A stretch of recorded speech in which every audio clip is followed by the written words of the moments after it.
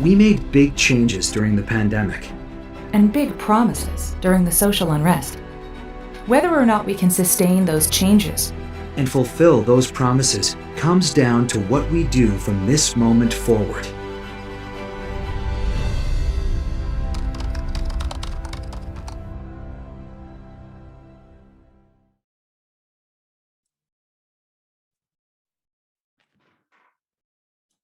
Well, hello, everyone. Greatly appreciate you all joining us today. We're going to get started here in just a moment, but first I want to welcome everyone, whether you're joining us live from YouTube or Facebook or LinkedIn. Thank you for taking the time to join us today to discuss evolving the role of the CHRO in the age of personalization with Ron Porter. I'm Glenn Yopes, and on behalf of GLLG, thanks again. Now, I'd like to remind everyone that this is an open conversation. If you're joining us on Zoom or Facebook or LinkedIn, you can submit your questions and thoughts and ideas. In fact, if you're on Zoom specifically, you can use the Q&A button below, and one of our GLLG staff members will organize the flow of the questions to ensure that you can address your thoughts on an open mic. We also welcome you to subscribe to our YouTube channel and social media at Glenn Yopes. Now, before we get started, you noticed the teaser video about our 2021 Leadership in the Age of Personalization Summit that will take place in Las Vegas on October 21st. Now, this is going to be a hybrid event with both in-person guests and speakers in a live streaming to our audience. Now, registration is free thanks to our sponsors, Target, City of Hope, Starbucks, Banfield Pet Hospital, and of course, our host, Lightspeed BT. Now, before I bring Ron on to talk to us about this evolving role of the CHRO, which is absolutely critical, let's talk about what is the age of personalization in short form. I think it's become a consensus now that in 2020, we all witnessed the collapse of the standardization model, a model of leadership driven by command and control, hierarchy and silos, the one that defined the measures of success for people and then rewarded only those people that met those measures. And what did this do? Well, it put people in boxes and categories. It created barriers. It limited one's individual contribution. You see, as we've all learned, standardization creates efficiency, and that's a fine goal in a world that's predictable. But I think things have changed, haven't they? See, efficiency certainly doesn't guarantee resilience, and resilience requires adaptability, and adaptability requires our ability to be agile, requires us to be those that desire to experiment, and also to be empathetic. See, tomorrow is not going to bring us more efficiency. In fact, it's going to bring us more chaos. And those organizations that are willing to make the effort to thrive in this chaos, well, they'll be the ones that will have to interrupt their current standards, interrupt those old, outdated habits, interrupt the routines that we become comfortable with, those very standards, routines, and habits that have stifled our ability to adapt. So why are we all in transformation mode? Because just to remind everybody, we've been in transformation mode well before the pandemic. What are we solving for? How about if I told you this? Whether you're from corporate, higher ed, or healthcare, or any other industry, we're all solving for one thing: how to better serve a much more informed and knowledgeable individual. And what have we learned? That transformation without transparency, it just doesn't work. You see, the tensions that we've all been feeling for years stems from what I believe to be the most significant and disruptive shift of the 21st century, that it's no longer about the business defining the individual, it's more about the individual defining the process towards the mission. Let me say this differently. The age of standardization is giving way to the age of personalization. And the key is, how do these two forces find balance? how do they begin to coexist with each other? Because we need them both. Unfortunately, today they're operating at the extremes. You see, personalization spooks standardization, and when threatened, standardization bites back hard, and it's fighting harder than ever before. And here's one fact that we all know, that the balance of power is now shifting. Every organization and leader, see, they know it. They just don't know what to do about it. They're unprepared for the necessary evolution.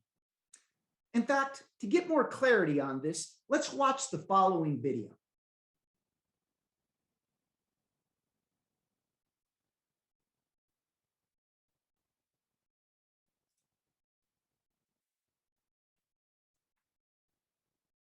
I follow, close to 30 companies, combined market cap over $1 trillion. I mean, large companies. And I'll tell you, most of them are not prepared for what is about to hit them. Some are, but most aren't. We've learned the hard way that many leaders, organizations, and industries have lost touch with the changing world around us. It's kind of funny why we're gathered here. We're talking about how we want to switch from standardization to personalization. And we all say we wish we weren't so standard before, more individual. I think that's a really big issue.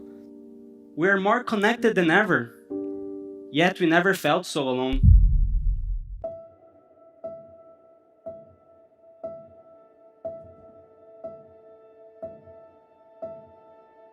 Standardization in its traditional form is a model in which organizations define the individual. Healthcare measures value from the perspective of the organization, not the patient. Unfortunately, we don't have good systems for asking individuals right now what matters to them. So our systems have an inertia of their own. Corporate measures value from the perspective of the organization, not the employee. And they are not allowing you to use your decision making as an individual to actually make the best decision or influence the outcome for your company. But in large organizations, a lot of times the employee base is focused on incremental wins and maintaining the status quo. And that doesn't work when you're really trying to transform and to innovate. Higher education measures value from the perspective of the institution, not the student. And so sometimes I have staff members that they say, well, our students aren't prepared when they come here. They need more than one developmental course. And I always ask them, are we prepared? What we've done is we've done a great job of telling people and telling our students what success is. And that just doesn't work.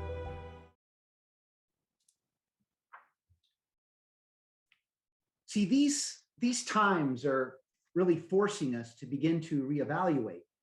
It's asking us to redefine our organization, really begin to be critical about the identity of our organizations and our leaders. And that's why Ron Porter is with us today. You see, because it's time that we begin to rethink the role of the CHRO from historically being seen as a cost center to one that must now function and must be measured to include business outcomes. See, this is a function that should serve as the accelerant to find the right balance between standardization and personalization, especially when you consider that the next generation of talent and leaders are just not inclined to assimilate to the standardization model that has historically suppressed the individual. So now it's time to bring our guest, Ron Porter, to join this conversation. Ron is the senior client partner at Korn Ferry. Ron leads Korn Ferry's Human Resources Center of Expertise and recruits chief human resources officers and senior human resource executives and chief diversity officers. See, Ron actually helps clients design talent strategies to drive business results. And Ron's career has always been distinguished by his track record in partnering with senior leaders to drive business results by enhancing, aligning, and leveraging their human capital. Let's roll it.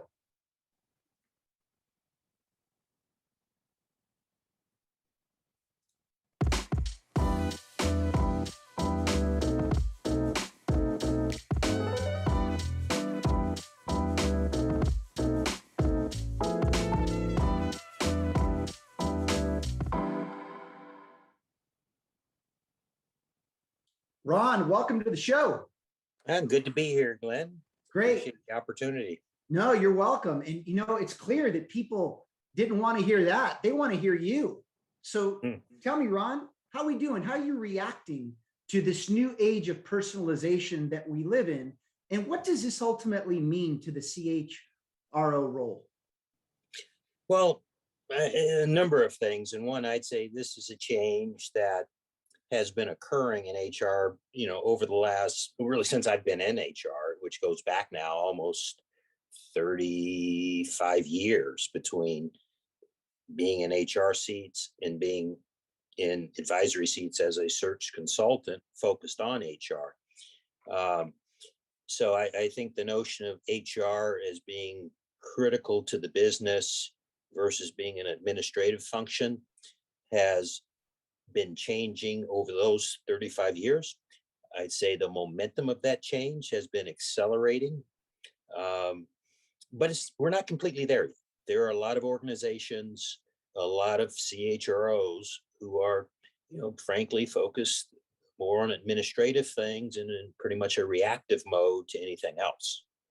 I think the COVID crisis, as an example, has been kind of a show where those CHROs and those HR functions that were forward-leaning, business-focused, were better prepared to handle that, help lead their organizations, and those organizations that had, frankly, more administrative type of HR functions were more on their heels. And in some cases, the HR was relegated to the secondary role where you would think during this crisis time, this is where they would be in the spotlight. But they hadn't earned the right, and the organization wasn't accustomed to them playing that kind of role. So I think the COVID crisis will be a step function change towards some organizations, some CEOs saying, my HR function wasn't prepared to really help us in this. And so they've fallen short. And there's other cases where I think from the HR standpoint, it's just solidified their role as being critical to the business and amplifying their impact as they go forward. So I think the sea change is coming that has been occurring for 35 years, if not longer. So Ron, we've got quite a few people on with us live, and I want to encourage everyone, especially those that were anxious to hear you from the very beginning, to ask your questions. We can have you ask them on an open mic. Now, if you're on LinkedIn, YouTube, or Facebook, we'll read your questions that you submit. So Ron, I think it's obvious that in this age of personalization, CHROs must be the accelerant. How do we get them to play a greater role in how we begin to view talent, to how we begin to view the systems that are in place to not only hire the right CHROs, but have them play a more influential role in the C-suite? Well, I think a number of things. Fundamentally, if and I looked at, I've been in the seat as CHRO, I've been in HR, and over the last 15 plus years, I have placed probably 150 plus CHROs in a variety of different situations. And I would say there's horses for every course. There are roles where the HR person doesn't report to the CEO, as an example. And that's one indication. Is HR important enough to be part of the CEO's team directly, or do they report to a chief administration officer or COO? That's not all to be all per se, but that's a big sign. But I would say, as you look at the HR role today, and think about it, the key goal, in my view, for the HR leader and his team or her team is to be able to say, there's a business strategy that the senior team, the CEO has developed. I should be part of that. I should help develop the business strategy.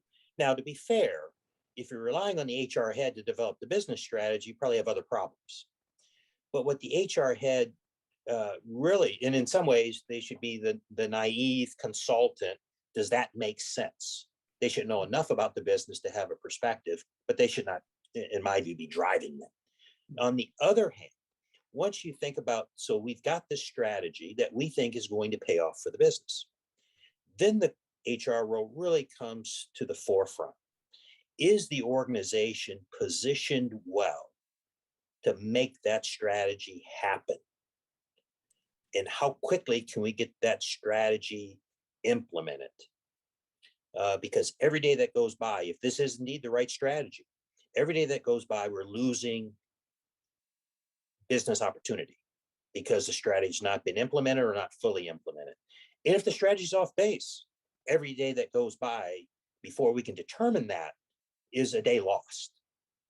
So from an HR perspective, I would view the role primarily at the end of the day is to take the business strategy and make it come alive as quickly as possible. So course corrections can be made and benefits could be yielded as quickly as possible. That might mean org restructure. That might mean getting different players in different roles, because when we were pursuing this strategy, this leader was the right one. Frankly, when we position this next strategy, we may need a different kind of leader. We may need people with different expertise. How quickly can we get them in position? How quickly can we get them operating at 100% capacity? So in my view, it's making the HR role is fundamentally making the business strategy come alive and getting the most out of it, making course corrections as quickly as we can, in that nimbleness to the organization, I think is perhaps the key role for the HR person. So Ron, we actually have a question here from Donna Brown. She just sent in a question from LinkedIn, and it says, Ron, what are the hallmarks of CHROs who stood out in terms of preparedness and influence throughout the pandemic? Well, one, I would say they needed to be credible, and that doesn't happen overnight. I would also say one of the key things is they need to know the business inside and out, so they fully understand the implications of doing one thing or not doing the other in terms of how you deal with the pandemic. They understand the cost of that. They're credible because they've considered the full slate of things, and also somebody who's participative in that process, that they've taken other business leaders on their team, run things past people because they're not the only ones who are smart, and they've relied on their team to also, the CHRO is the orchestra leader, but doesn't have all the answers, and he's got or she's got specialists on their team. So it's somebody who knows the business, who works in a way that brings the team together inclusively, so they understand all of the questions, they understand the challenges, they understand the soft spots, the pros and cons, and then they make a decision that ultimately everybody would agree with, or say, I disagree, but you know why I disagree, and that's been taken into consideration. And I, as the CFO or the chief marketing officer, can go along with this plan because I've been hurt. Yeah.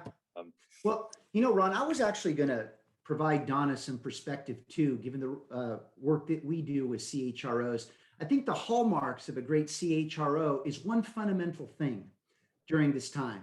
Do you see me? Do you know me? I mean, it's clear that people wanted a greater level of intimacy from their leaders. They wanted to know that their leaders knew what mattered to them. They wanted to know what was our plan to address the health and well-being needs of our people. Did our people really feel as if the organization and their CHROs were being reactive or proactive? Not just that. I think the other hallmark of a great CHRO during this pandemic is how well did they evaluate their own leaders, and how well did they evaluate themselves in providing the people that kept the businesses alive with all the tools and resources that they needed. So the question became clear. How prepared were we for the unexpected? And so I share that because it's clear, Ron, that we're all trying to find this balance between standardization and personalization. And employees now really know that they have a choice. And that's part of, I think, what's happening now in this hybrid environment, it's really become, for many, not all, non-negotiable. I mean, that's why we're experiencing this great resignation right now, where people are leaving their jobs. It's not because they don't like their job. It's maybe they don't believe in the shared mission anymore, based upon how their CHROs or leaders reacted to it. So, Eric, I just want to provide a little bit more commentary around this. And if you wanted to jump again in on this, Ron, we'd appreciate it. Yeah, no, I think you talk about the age of personalization. I'll go back to my years as a HR leader in working within the PepsiCo system. In a little bit on the diversity side, which I think is appropriate more broadly, because a lot of, as I looked at it, a lot of the things that we would talk about from DE&I and say, well, women, people of color. And I thought, well, in many cases, the white guys aren't getting managed well either. They just have more places to go to get that informal coaching than a woman or person of color. So the system's broken for everybody if we can fix it. But the one thing about fixing it is not the one approach, cookie cutter, one size fits all.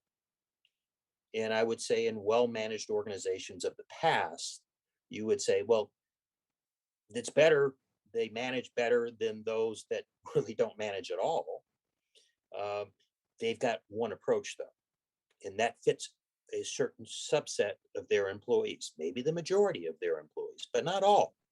And if you're different from the majority, the further you're away from that, the less likely that's going to fit you.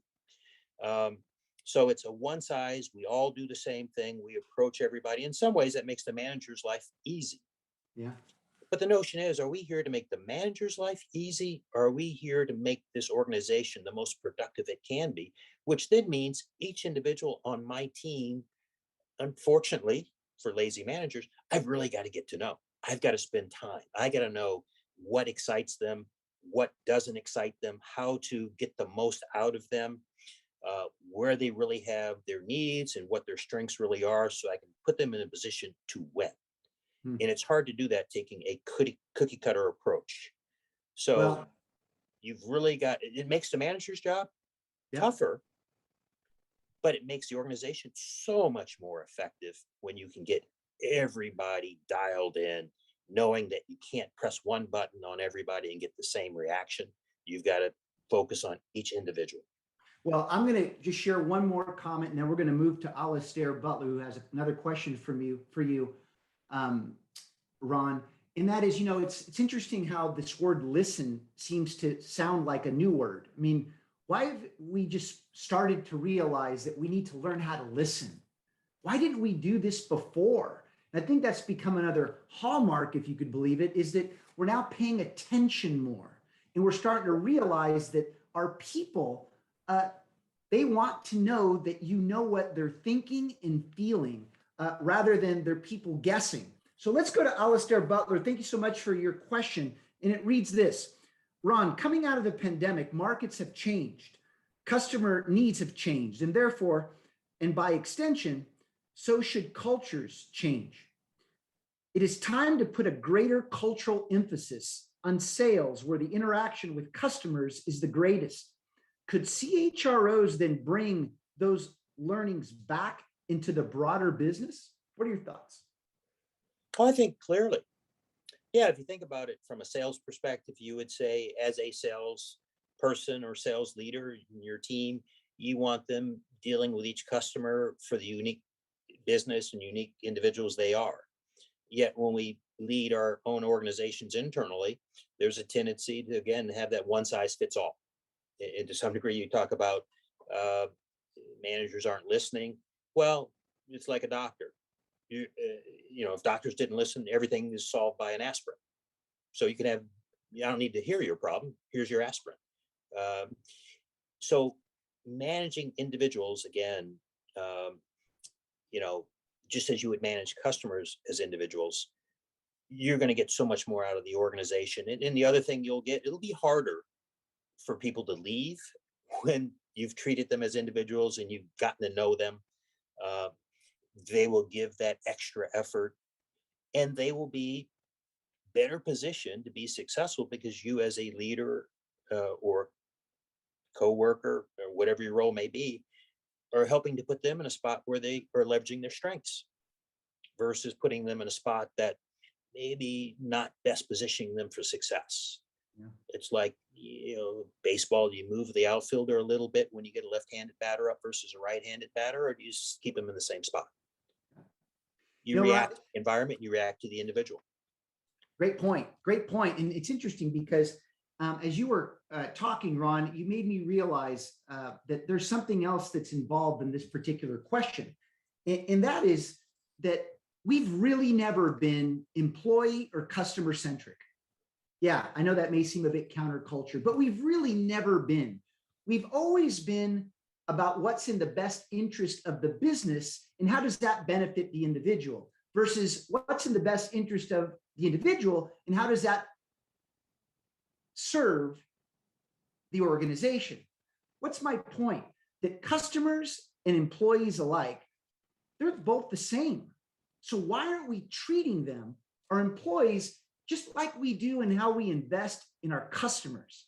So just food for thought, because this goes back to the next question that's come in from Brian Gibson for you, Ron. And it says this. First of all, hi, Ron. This may be semantic, but I hate the ideal of the HR leader waiting on the strategy to be developed before they have an opinion on it versus making sure the strategy is not developed until the people lens has been included. What do you think? Well, and it's a good question. And Brian, I've known since 1977 when we were plebes at West Point together. So anyway, and I know he's trying to stump me with that question. But anyway, no, I do think that the notion of looking at what your capabilities are of the individual or of the business and saying that let's leverage our strengths, tilt that towards the customer market. And maybe we need to develop new strengths if our old strengths are no longer in demand. But we've got to be who we are and be the best at that. And ultimately, if we need to migrate to something different, let's do that in a thoughtful way so we can be successful versus to maybe some degree, arguably throwing the baby out with the bathwater and doing something that we really don't have capability for, which is a formula for quick failure. And I can talk about, when I was at, this is a basic strategy at some level. I went to Polaroid as their head of HR, and this is when the film business was dying. Digital was all to be all. But the film business was very profitable, and there's still life in it when I was there. So we didn't immediately jump to digital. The notion was, how can we make a smooth transition, milk what we can out of the dying chemical film business and try to shift to digital, which was a significant challenge that at the end of the day, you'd say, there was the technology companies had so much more advantage in the digital film than the film companies did. So it's almost like saying, well, the only credibility we have and right we have in that market is our history, but the whole thing has changed. We were making, horse and buggy, they're making cars. It's a different process. Well, but we didn't throw the baby out with the bathwater as we tried to shift. Yeah. Well, and you know what, Ron, what you just eloquently described is those that practice substitutional thinking versus evolutionary thinking. And I say this in that substitutional thinking oftentimes hides underneath the act of winning or making money.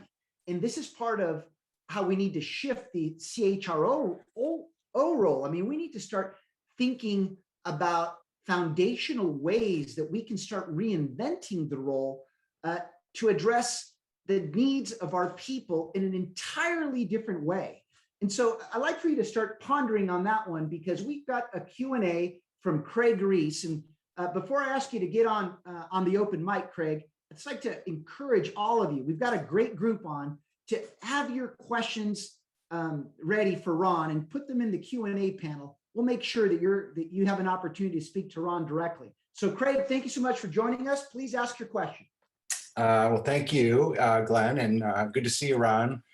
Yeah, my question really kind of hits to the point of the webinar today around moving from an old school administrative HR function to one that we would all view as is highly relevant, high impact, fully engaged. Obviously takes time, effort, and courage. You've got such great experience. Wonder if you could offer one or two common traps to avoid as you've been part of this this evolution. Yeah, well, one, I think if somebody's going into an organization that's not really leveraged HR as a strategic business partner, but largely has an organization that's been led by an administratively oriented HR function. It will take time to make that shift. And I think patience is going to be a key factor in not being frustrated with the notion of 2 steps forward with 1 step back, and taking on small wins. I've seen HR leaders who have gone in, and maybe only with the CEO's support who hired them, to change the organization, and build a more powerful HR function that can help muscle build the organization and allow the organization to be stronger. Because the point is not simply have a strong HR function to have a strong HR function, it's to have a strong HR function so you can then have that function help build the business, and leverage all the things out there that a strong HR function can bring to the table. So I think it's small wins, and it's listening, and listening. So basic change management, if somebody's going in and trying to transform things, the people that are the target of your change need to understand that you understand their position. And you need to generally understand their position because they may have some good points, and most likely they're going to be adjustments that you would need to make to your plan. Of course, the trick is not to make so many adjustments that your plan is now watered down and you're basically back to where you started. But it is fundamentally, following good change management, and listen, in resiliency, and in not being discouraged, and not falling back into complacency. So on that note, Ron and Craig, thank you for that question. And I want to actually play off of your question as a follow-up to Ron.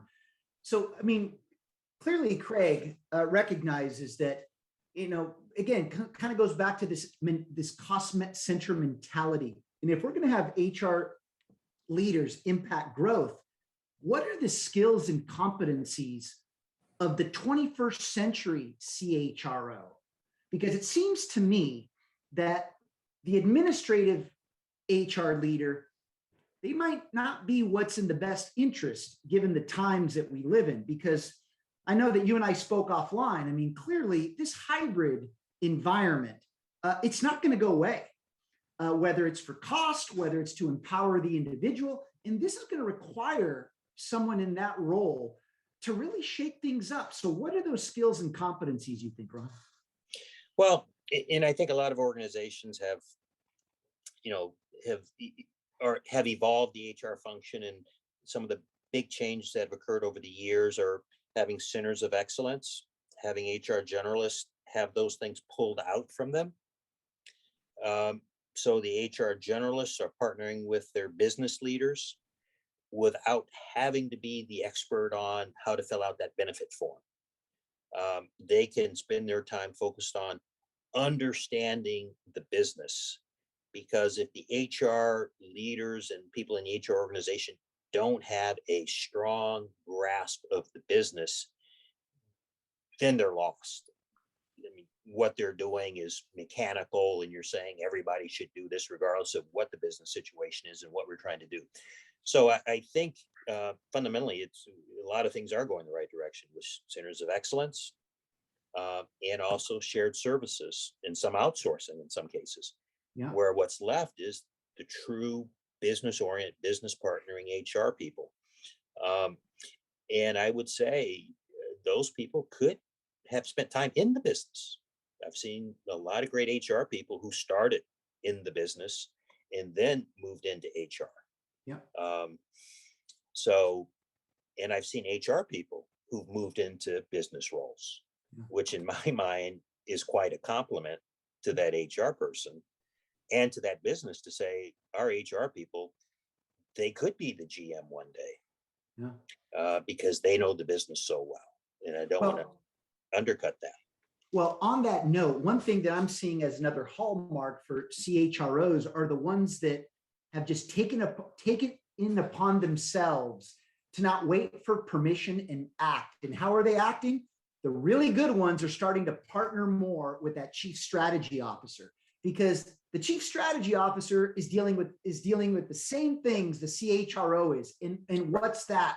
We need to create new strategies and systems, because the strategies, let's call it what it is, that we've been using for years are those same strategies that have actually limited and put pressure on our people to think, learn, act, and work in ways that they don't actually believe in. And so now these strategy officers need to look at the landscape of the needs of the customer, the consumer, and our employees simultaneously. And one thing that's come out of this is that these CHROs have thought, what? Boy, it kind of goes back to what Craig said, is that why are we finding out about these things after the fact? Why aren't they on the front end of the strategy and not the back end of the strategy? So kind of leads me to this next question that we have from LinkedIn. And this is from Niraj Sharma. Thank you very much, Niraj. And he says, hi, Ron. With attrition rates at an all-time high in the post-pandemic world, what should CHROs and managers do to retain the individual talent within the organization? Focus on personalization becomes important more than ever for individual talent to feel valued versus to look out. But most organizations seem to be struggling to effectively address this. What are your thoughts? Well, I think some of it goes back. I mean, you have the old saying, people leave managers, they don't leave organizations. And having said that, I do think there is some healthy level of churn. Because I think the world today is more dynamic than ever before. You do have a higher level of adaptability in candidates than ever before. I can go back to 20 years ago when I was at PepsiCo. We would hire people that we thought were great, and half of them would fail. Part of that was, one, we didn't really go outside that much, and these people were viewed as from the internal employees as maybe jumping to the front of the line, knocking out their possibilities. So they had no interest in having those people be successful. On the other hand, the people that we would bring in were people who had, for the most part, had not made a corporate change. We love those people who had spent 15, 20 years at P&G. And then now they come over to PepsiCo with very different culture. Today, you don't see that. And in fact, that would be a liability in a candidate who's worked 20 years at some place. You want adaptability. And by the way, organizations are so much better at bringing in external talent. So the odds of somebody not being successful are probably 1 in 10, maybe 1 in 20. Because if we place somebody and they're not successful, we have to redo the search. I have a hard time thinking of the last time I had to redo a search. Now, maybe everybody's not, blowing the doors off everything, but they're not failing. We had a 50% failure rate 20 years ago. And I would say that's the organization's doing better, individuals doing better. So having low turnover is not necessarily a good mark. And I say that because I see business strategies change more quickly than ever before, because the environment's changing more quickly than ever before. and you have leaders who are better set up for certain business situations. So not only do I need somebody who fits our culture, has the technical expertise, the experience, and so forth and so on, but we're going through a turnaround. So I need somebody who's geared towards that as well. And once we're through that turnaround, maybe 2-3 years, now it's incremental growth, maintain continuous improvement. We want to gain the benefit of our turnaround and our new strategy. So I need somebody who's going to be more a continuous improvement kind of guy. My big turnaround guy who was in that job previously is no longer as excited. But do I want to keep them on, even though they themselves aren't as excited because turnover's bad? Actually, turnover may be good. Let me recast this role. I need to be able to bring different talent in for different business situations, not just different talent in because somebody left and I want to keep this new person for the next 20 years. Maybe that new person is going to be good for 3 years. And then after that, the returns are diminishing, if not even negative. And that person might be happier because it's a different business challenge going to the next company. I get to do another turnaround. You know, Ron, I like to also just give, thank you for that. I'd like to give Niraj some perspective. You know, you said before, Ron, that people leave managers. And you know what I'm seeing now? People are leaving organizations because they don't feel like there's a shared mission. You know, everyone has a vision, mission statement or value proposition, right? But employees are finding themselves buying into it on the surface because they don't have the freedom not to.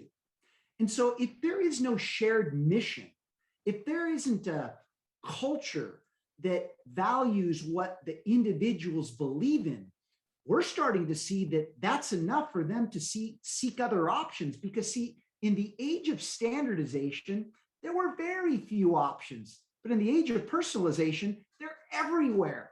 And so there are more options for employment than ever before. So I'd like to just take that note from Niraj. And then we have one, just a quick comment, if you can comment. This is from Gustavo Canton. He's an analytics thought leader. He said, the CHRO role should become the chief human officer role that helps us shift from a profit-centered to a human-centered society. What are your thoughts? That's a big shift. That's a big shift. You know, I had a client, big not-for-profit. I remember CEO they had said, mission-oriented organization, nonprofit. He said, if there's no profit, there's no mission. We got to make money, in effect, to be able to carry out our mission. So it's an interesting question because we're still in a capitalist society. I think people do want to feel a higher order of mission, but that can come in many different ways. Because I would say, as I think about it, I worked for PepsiCo for 17 years, and you can make an argument between Pepsi and Frito, and then the restaurants we owned at one point in time, and Quaker may have some benefit. But you see, the world would probably be a better place in some ways without any of those products. You know, sugar water and whatnot. But the thing I found, you know, I went from the military, and this was still during the Cold War. We were going to fight the Soviet Union. I go to Pepsi, and I realized we're in a hot war with Coke. And there was more emotion and commitment around that in that organization. Because if you saw somebody with a Coke product in their car as you walk through the employee parking lot at Frito, which was not as connected to the Coke Pepsi thing, but still part of PepsiCo, I thought it'd be better off for that employee to have a bag of heroin in the car than a Coke can. Because that's how intense it was. That was a mission. And people gathered around that. So I think part of it is you want to have a genuine mission that's good for the world. But people do have a tendency to rally around a mission that maybe, and you can justify, even Pepsi, we're bringing joy to a handful of people. And obviously drinking 20 Pepsis a day is not a good thing, but drinking a couple is not bad. But it's the broader mission of we want to win, And people rallied around that. And I think people rally around that today. Organizations may lose that notion of you need to focus on a mission, whatever it might be. You need to get people excited about it, though. Well, and that's the point. In fact, we've got several questions coming up, Ron, so we're going to have to race through this, okay? Yeah. But one thing I wanted to point out to Gustavo is that I think his point is that people are tired of feeling like they're part of some tribe, that all these silos have taken us away from understanding who we are as humans, as individuals. And if we don't allow people to be individual contributors to strengthen and or influence the mission, what's the point? Because in the end, people want to feel like they can contribute to the mission, whether they believe in it or not. So I see where he's going. And it really comes also down to, look, we got to start moving from diversity to inclusion. I mean, at the end, diversity makes people feel separated, unseen, unknown, unwelcomed. And if we're going to create this environment where people feel more human, we need to focus on inclusion that gives us a greater sense of belonging and that psychological safety. So let's move over to Jeff Ellington. Thank you, Jeff. Here's a question for you, Ron. And again, we got to fly through these because we've got several. What responsibility should HR have around understanding and implementing direct contracting arrangements with hospital systems and provider groups? CHROs can drive culture around benefits if they remove intermediaries whose profits decline if personalized medical care is successful. How can they help their CEO and CFO manage this process? Great question, Jeff. Yeah, and I would say that's probably one of the areas of HR that I haven't spent a lot of time focused on. And I think most of the focus, quite frankly, has been across the board, has been on cost. How do we reduce costs without having it be too impactful on the employees? Versus how do we really leverage those healthcare dollars to bring a workforce and an organization together in a more productive way? So I think there's a lot of opportunity to do a lot of work on that side of the house, because I haven't really seen too many examples. I can't think of any, to be honest, at this point, of where I can say this organization took its benefit spend and really leverage that into something special, versus let's just take it down to the point where we can minimize our cost and not have people leave because of our benefits because other people are offering better benefits. It hasn't really had that. How do we become more productive through our benefits? Not in any meaningful way. Thank you, Ron. Look, Jeff has a follow-up, and then we're going to go to Beth. And Jeff, on that question, I'll gladly have a one-off with you because I understand where you're going with that question. It's a very good one. But here's just follow-up question. What's the criteria for best places to work?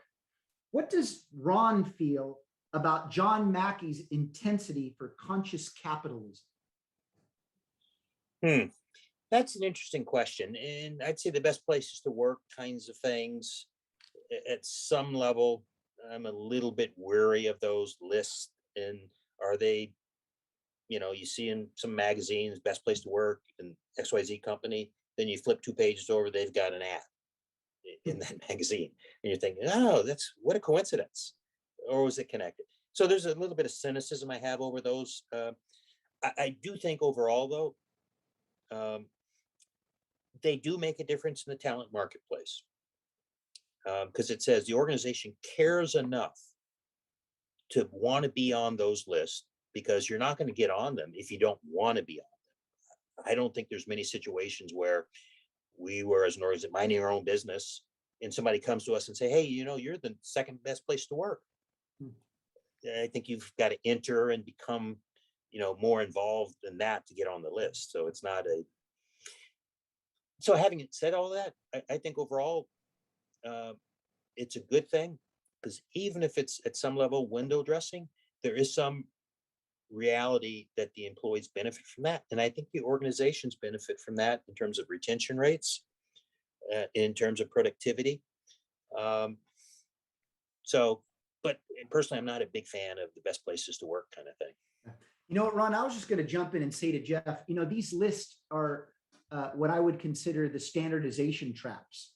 And so it's much like US News and World Report, right? I mean, people feel like they have to do certain standards to meet those lists at a time where business models are transformed. I mean, what was recognized as a best place to work, who has the authority now to define what that actually means? So I think the whole point here is that this is an opportunity for the CHROs to help redefine the standards of success based on this age of personalization. Now let's go to Beth Silver. Thank you, Beth, for your question.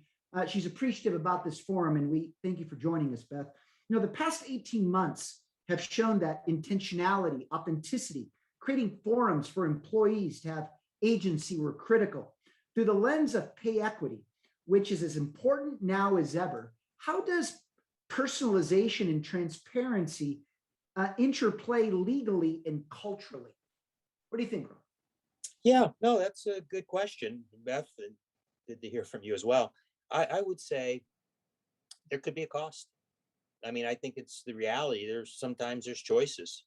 But at the end of the day, I think the long run, which I would say in many cases, the delta between what HR thinks is the right thing to do and what the business leaders think the right thing to do is, oftentimes the difference is timing.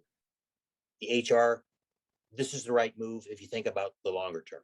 In the business leaders, I've got an annual number to hit and I need to hit that. So I can't make that investment, which I know will pay off, but it's not going to pay off this year. I saw that in private equity to no end. I said, there's a lot of stuff you'd do in theory that's the right thing to do, but the payoff is too far out.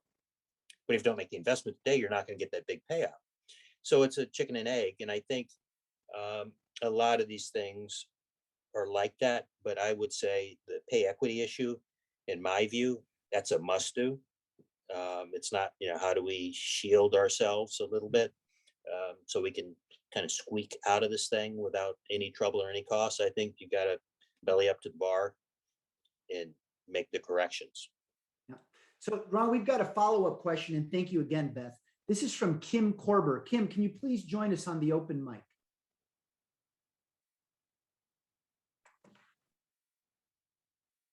Are you with us, Kim?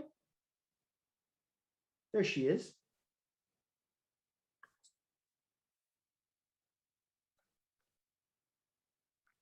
Hi, Kim. Maybe she can't hear me and she's on mute, but I'm going to share her question with you, Ron, as we get close to the top of the hour. This conversation is very helpful. If appropriate, Ron, can you comment on how emerging AI technology is going to change the playing field for CHRO and HR more generally? AI does create options for flexibility and personalization, but it also increases the importance and value of knowing how to invite and engage into deeper conversations with our people. What are your thoughts? I think it's a big plus. And the only downside, in my view, which doesn't make sense to me, is you can't have these one size fits all type of solutions. It's not necessarily going to be as efficient, but it will be more effective, which is the fundamental point. Going back to that leader who wants to manage his team of 10 in one way. Everybody gets an hour of feedback a week. Not realizing that the guy who I like a lot, we spend 3 hours talking about baseball, this, that, and the other. And the woman who I'm uncomfortable with, who may be African-American, I'm happy when that hour is open, that she gets a week, but all of them get an hour a week. It's the same. And I'd say that's old school thinking. I think additional information can be overwhelming at some level, but it's treasure to be leveraged. Ron, this kind of reminds me of one of the critical shifts to find balance between standardization and personalization, and that's moving from results to methods. I think sometimes we find ourselves with so many prescribed approaches to results that we forget what we're actually solving for, rather than allowing the people to open our eyes to how to best evaluate the opportunities for growth. Why do I share this? See, I'm actually concerned about technology, that sometimes we tend to think that this is going to be the next standardization model rather than one that brings people in so that we actually personalize the use and implementation of why technology was originally created to begin with. And so I only share this because particularly in the CHRO world, where maybe things have been so driven by efficiency that we have to really be critical about what it is that we're solving for before we go right ahead with these types of technologies. So anyway, just wanted to give that thought. And so Ron, look, I'd really like to thank you for being with us today. I know we've reached the top of the hour. Look, let's face it, this is a very time-sensitive point that we're living in. I mean, we are operating in environments of growing scarcity, whether it's talent, time, money, or resources. I mean, the windows of change are growing. I mean, they're closing so fast that even the best plans aren't being executed because we just don't have the time to do it. In fact, they're making us aware that, opportunity gaps are widening faster than we have the ability to identify or close them. So what do you have as some closing thoughts around how do we evolve this role of the CHRO leader? Well, I think we're going in the right direction. I think the role is becoming increasingly strategic. And I think there are fewer and fewer administrative roles. And I think technology is helping us take a lot of that administrative burden off the HR group itself. And there's a lot of organizations that are out there that are outsourcing and taking some of those more routine tasks away, clearing the way for HR to be strategic.